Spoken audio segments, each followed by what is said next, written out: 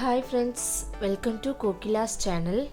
இந்த வீடியோவில் பாசிப்பருப்பு வச்சு எப்படி ஸ்நாக்ஸ் செய்யறதுன்னு பார்க்கலாம் வாங்க. அதுக்கு முன்னாடி இதோட பெனிஃபிட்ஸ்லாம் சொல்கிறேன். இந்த பாசிப்பருப்பில் பொட்டாசியமும் அயனும் எக்கச்சக்கமாக இருக்குது. இதை சாப்பிட்டா பிளட் ப்ரெஷரை குறைக்க ஹெல்ப் பண்ணும். அப்புறம் தசை பிடிப்புலேருந்து பாதுகாக்கும். ஹைப்பர் டென்ஷன் இருக்கவங்க, அப்புறம் இதய நோய், ஹார்ட் டிசீஸ் இருக்கவங்களாம் இதை சாப்பிட்டா ரொம்ப நல்லது.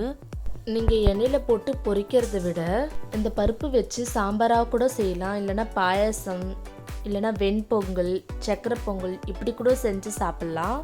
ஸோ அதனால் இந்த பாசிப்பருப்பை மிஸ் பண்ணாதீங்க. வாங்க வீடியோக்குள்ளே போகலாம். இப்போது ஒரு கப் பாசிப்பருப்பை எடுத்து நல்லா வாஷ் பண்ணி 4 மணி நேரம் ஊற வச்சுருக்கேன். இங்கே பாருங்கள், நல்லா ஊறிடுச்சு. இப்போ இதை எடுத்து ஒரு காட்டன் டவலில் இல்லைனா காட்டன் வேஷ்டியில் இருந்தாலும் பரவாயில்ல, இந்த பருப்பை இப்படி போட்டுக்கலாம். நல்லா பரப்பி விட்டுக்கலாம். இது ஃபேன் காற்றுலேயே நல்லா காஞ்சிடும். ஈரம்லாம் நல்லா காஞ்ச பிறகு ஒரு பவுலில் ட்ரான்ஸ்ஃபர் பண்ணி வச்சுக்கலாம். இப்போ ஒரு பேன் எடுத்து 1 கப் எண்ணெயை ஊற்றிட்டு இந்த பாசிப்பருப்பை இதில் எல்லாத்தையும் போட்டுடுறேன். எண்ணெயிலேயே நல்லா பொரியட்டும். கரண்டிலேயே நல்லா கலந்து விட்டுக்கலாம். சிம்லேயே ஒரு 3 நிமிஷத்துக்கு நல்லா பொரியட்டோன்னு கலந்து விட்டுக்கலாம் இந்த கரண்டிலேயே.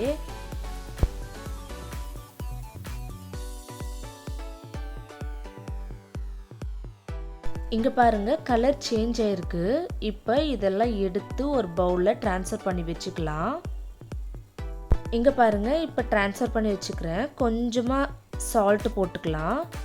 1/4 ஸ்பூன் அளவுக்கு சில்லி பவுடர் போட்டுக்கலாம். நல்லா கலந்து விட்டுக்கலாம்.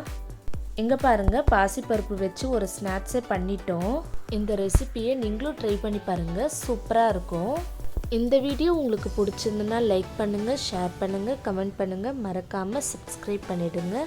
தேங்க்யூ ஃப்ரெண்ட்ஸ், பாய்.